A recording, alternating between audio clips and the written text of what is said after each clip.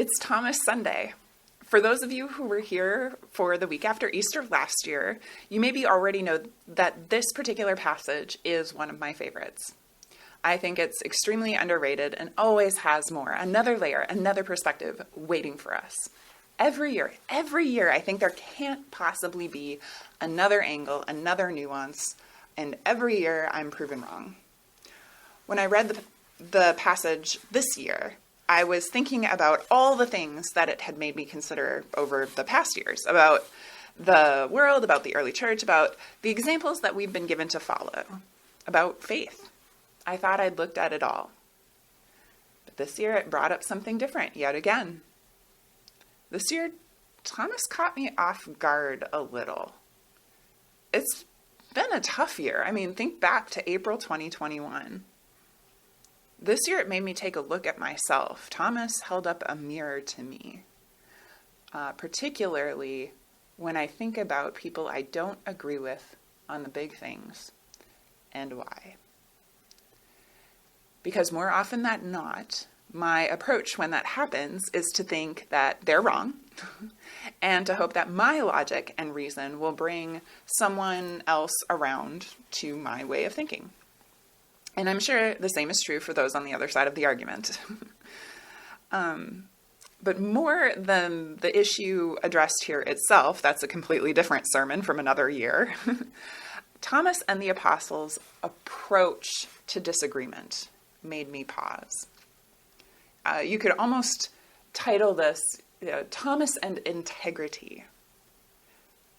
Because as outsiders, reading this 2,000-ish years later, we have the benefit of seeing what happened from this vantage point, right? Like having all the footage from all the angles. We read what Mary experienced and then the disciples, so we know that by the time we get to Thomas, Jesus is indeed risen. But Thomas doesn't have that perspective or experience. He really is doing the best he can with the information he has. He's not just going to believe something because his buddies tell him to. When I think about people I don't agree with on the big things and why, I think of social media posts and information or misinformation campaigns, and I think that there is something of strength and moral character to Thomas's response here. He needs to read the whole article, so to speak, and not just the headline. And until then, he's going to hold his ground and form his opinions on what he does know and has learned and has experienced so far. He stands up to his friends. He doesn't leave them, but he doesn't just go along with whatever they say either. He won't. He can't. It's not who he is. Belief is powerful, and faith is a gift, and it should be taken seriously. Thomas does this. He takes it seriously. But he's not close-minded either. He doesn't dig his heels in and become unmovable. When he is presented with new information, Thomas changes his mind. He's open to being more informed, more educated, and adjusting his paradigm and beliefs when that happens. It's really impressive when you think about it that way. So maybe some new titles: Thomas and Intelligence, Thomas and Open-mindedness, Thomas and Growth. Honestly, I aspire to be a Thomas. He's got integrity. He's got confidence. He's got courage. He's brave. He's brave enough to go to Judea with Jesus, even if that means dying, in John chapter 11. In John chapter 14, he's brave enough to ask Jesus about where Jesus is going and the way there. And here, he's brave enough to stand up to his friends. Brave enough to change his mind.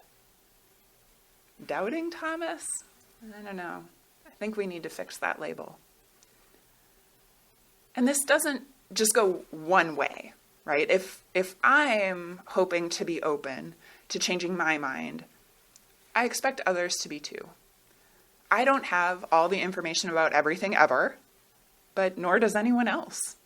And I do have some of it. I have an experience of the world, and I do have reasons for my opinions and beliefs too.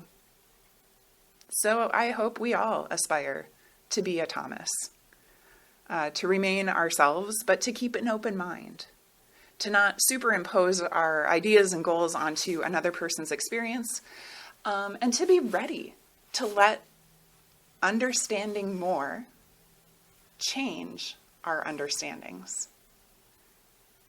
Because what any one of us has decided on or experienced may need to be adjusted as we take in more information. Thomas did. I hope to as well. And I hope for others to do so too. To aspire to be a Thomas. Amen.